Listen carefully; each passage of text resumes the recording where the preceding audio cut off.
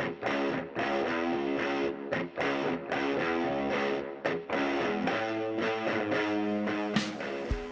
guys, welcome back to Ox Tools. I'm Tom. So this is Meatloaf 96. So it's coming out a little late. I didn't have a lot of stuff to put on it. Got a few new tools. Went to a kind of a stationary flea market in Oakland. Got a couple things there, and got an eBay purchase and a couple other things. We found out some information on some mystery tools, so we're going to give you some feedback on the mystery tools. So let's take a look at this stuff, and we'll kind of go over it, and you guys can check it out and have a good drool. All right. So this is one of the items I got at this stationary flea market, I call it. It's on San Pablo Avenue in Oakland, and it's basically Claude's Junkyard. And I shot a little video clip. I'll see if I can stick it in with the rest of this. It's a different format, so we'll see if we can tag it on the end of this video, and you guys can get an idea what Claude's Junkyard looks like. Anyway, so I got this file. It's got a little bit of rust on it, but it's brand new. I got this, and of all things, a hockey stick. You know, keep your stick on the ice, or keep your you-know-what on the ice. There's a story behind the hockey stick. It's a guy at work plays hockey, and he bought a brand new stick the other day, and I don't know, $200 or whatever they cost, and he played one game and went out again for a second game, and he had a collision with a couple other big Clydesdales and broke his new stick. First game, first time out. So anyway, I was feeling bad for him, and there was a stick at the at Claude's flea market, so I bought it along with this file. And so total cost $6. So he got a $3 hockey stick, and it was a Coho of all sticks. And it turns out, since I'm such a moron when it comes to sports, it's a goalie stick. But the funny part is everybody thinks this guy's a goalie anyway, because he's kind of a Clydesdale. Let's just put it that way. So anyway, $6 for a file and a hockey stick of all things. So all right. So this next one, this is the next one here, and this is actually pretty cool here. This came from Urban Ore, which is in Berkeley, and this was locked up in their little the good stuff case, and the things that they think are valuable. And I looked at it in the case, and I said, geez, that thing doesn't even look like it's been used. So I asked to take a look at it, and so I did, and obviously I bought it. It was $22, just so you guys know. And it's made by Liftall, which is a well-known rigging company. It has a load tag on it. Okay, which means it's certified and checked and all that. This does not mean it's been tested. This is just a rating tag here. But usually your better rigging supplies come with a tag like this. So it's got a serial number. So when you're looking for premium rigging equipment, typically it's all serial numbered and traceable to. And there's the serial number again. Okay, matches the tag. Okay, and then I looked in here and I go, geez, this thing looks like it got used once, and the paint's not even worn off, most of it. Now this one's kind of interesting in that you can vary the length of these legs by adjusting the chains, and you can adjust them individually, which is kind of a common problem. Is you got something where the CG is off a little bit, and with this thing here, you can kind of tune it and hold up on one side a little more than the other, and make your lift more level. Anyway, $22 for that. That was a pretty good deal, and so I brought that home, and you may see that in some videos. And because you guys know I have a little jib crane in here that I use, and from time to time for stuff. So Cool.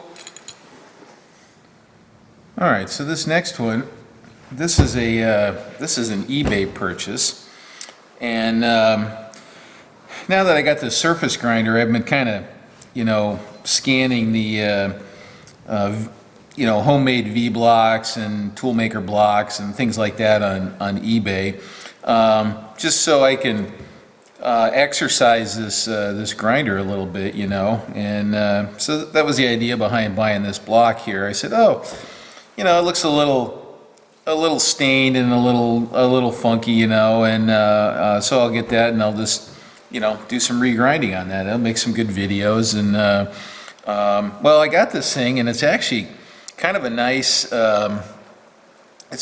size and shape and it has these steps on it, which I like, because you can put clamps on this and clamp it to the Vise job. Maybe we'll pop over to the Kurt Vise and I'll show you what I'm talking about there. And this got somebody's initials on it. Some guy made it, GRG, and George R. George, I don't know. Anyway, it's nice and hard. And I did a little checking on it with my indicator and squareness comparator, and it's actually really good. George, or GRG, did a nice job on this, and so the bidding started at $10 for this, and I think I got it for $18 plus a couple bucks to ship it. So it was kind of a good deal, and it's a nice big V here. So this is nice for holding round stuff in the Kurt Vise, or laying down like this. You probably wouldn't. Well, a single like this, you might not be using it like that, but it's got some corrosion on it, but nothing too serious. And then, oh, that's funny. I just noticed that it's got. I don't know if you guys can see that. It looks like somebody.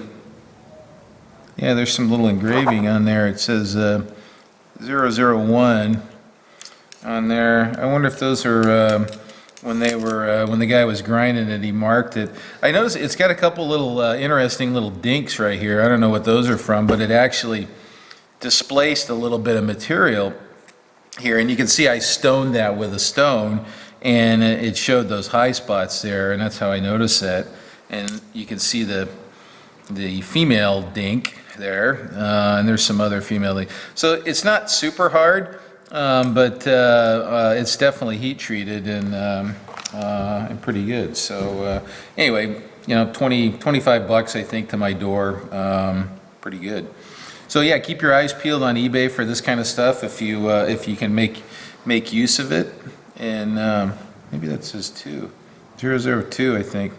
Now I'm going to have to check that. That makes me curious what that number's about there. So Curious George, right? Okay. Okay. So this was one of our mystery tools from the last episode here, and this was sent to us by Chris Murray, and he had, I don't know, I guess he carried this thing around in his pocket or whatever, and liked it and decided to send it into the show and see if we could ID this thing. And this is made by Dixon. We showed all this, and it's a little. When you rotate this, it's got some. Well, let's open it up. It's got a little pin collet in here, or multiple pins that open up, and they grip a 332 shank. Okay, so a little over 2 millimeter shank. So it turns out what this thing is it's a rapid change chuck for a dental lathe, of all things. Okay, a dentist lathe. This bore is tapered, so it shoves onto a tapered shaft and locks onto the shaft. And then there's a series of mandrels and polishing appliances and little burrs and all kinds of little dentist beeswax that goes into this end here, that you can do kind of a quick change and stuff it in there and let go of this, and off you go. And in fact, for all I know, you may be able to do it while it's running and without shutting the thing down. You just kind of put some tension on that and it opens it up. You slip it in, slip it out, and let her go, and off you go. So Chris, thanks for sending that in. And so this is a speed chuck for a dental lathe. And Dixon makes little dental lathes. You can look it up on the web, which is where I found Actually, another viewer kind of clued me into it. He happens to be a dentist and is familiar with all this tooth gear. Anyway, dental lathe speed chuck made by Dixon. All right.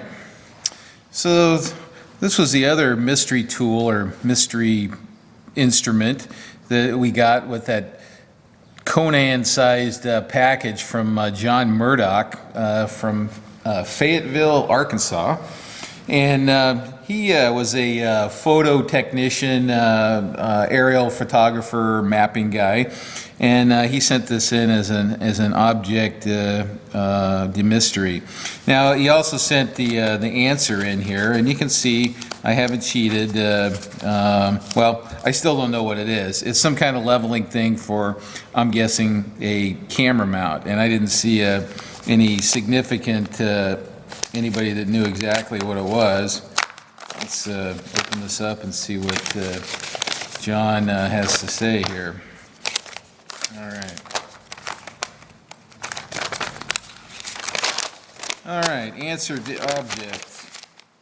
It was attached to an aerial mapping camera. The camera is leveled at flight altitude before entering the flight line. This is done to help eliminate as much distortion as possible. Okay, so that means you 90 degrees to the ground, right?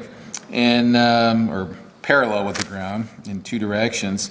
It makes sense. Eliminate distortion in the photo. A very difficult task at lower altitudes, 3,000 feet and below, due to unstable atmosphere common at lower altitudes. Okay, so in flight, I guess they have a camera, and they can level the camera in two axes so that they can fly a line down the map or whatever, and take a series of pictures, and they're looking basically straight down at the ground below them. So pretty cool. Now he doesn't say what flavor of camera or anything that this went on, and maybe John will chime in on the comments and clue us in as to what kind of camera it was. Now this suspiciously looks like military kind of serial numbering, and it just has that general military-ish look to it, in my opinion. And so maybe John will kind of fill us in on what that was. So anyway, there it is. Aerial mapping, camera, leveling, chingadera. All right, well, you guys don't want to look in this box, do you? I didn't think so. Just kidding. So this is something I bought off eBay. I met a gentleman there on eBay, and I made him an offer on this article, and he accepted. And it turns out he's just a really nice guy, and he threw in the mahogany box, and he threw in another indicator. Actually, you know what? I should go get that indicator. I'm going to go get that indicator, and then we'll open this up, and you guys can see the whole package here. And yes, it's from our friends at Herman Schmidt. So Alex, if you're out there watching, put your bib on, because I know there's going to be drool coming out of your mouth. So I'll be back in a sec. All right. So here's the indicator that I got with it too, and this is 1 micron resolution, or 1 micron per division there. So that's 10 microns there, the one. So it's pretty sensitive, and it's a Mitutoyo. It's a nice indicator, and the yellow face is kind of nice. Let's see. Let me look in the viewfinder there. Oops. See, yeah, it's getting some reflection there, but it's just the light, the overhead lights, and all that. So. Anyway, it's in pretty good shape. It's pretty short travel here. It's what is that? I don't know. It's a millimeter. Yeah, it's more than a millimeter. Anyway, nice little indicator, and it's cool. Look at this. It's got little 5mm dovetails on the sides. I don't think I have one like that. So you can put it in something like a Noga, and you don't have to use the lug, which is kind of interesting. So I don't think I've seen that before. So let's get to this. This is kind of cool. Well, you know what? I'm just going to open it up and you guys can see it here. So this is a grinding vise here. Okay. Let's pull that out. Let's set the box aside.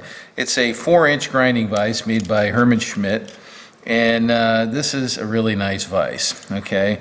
Now I have a 4-inch grinding vise, but it's a offshore, let's just call it that, and it's not nearly as nice as this one. This one was basically brand new. It was never used, and he just put it, you know, the job that he needed it for never materialized, and he just put it away. He actually had several of these, and so I got one from him. And let me tell you, Herman Schmidt, these guys know how to grind. This thing is really, really nice. I mean, look at the bottom of that thing. So it was probably lapped, but it's just really nice. And so with this, basically, you can put articles on the grinder, and then roll this thing from side to side, okay, and maintain squareness to very, very close limits. So it's a quick way to square things up on the grinder, and the better your vise and the better your tooling, the better your results. Anyway, Herman Schmidt 4-inch grinding vise. So I'm proud to own something by Herman Schmidt. It's they're just a very classy company, and do some just superb tool making work. So.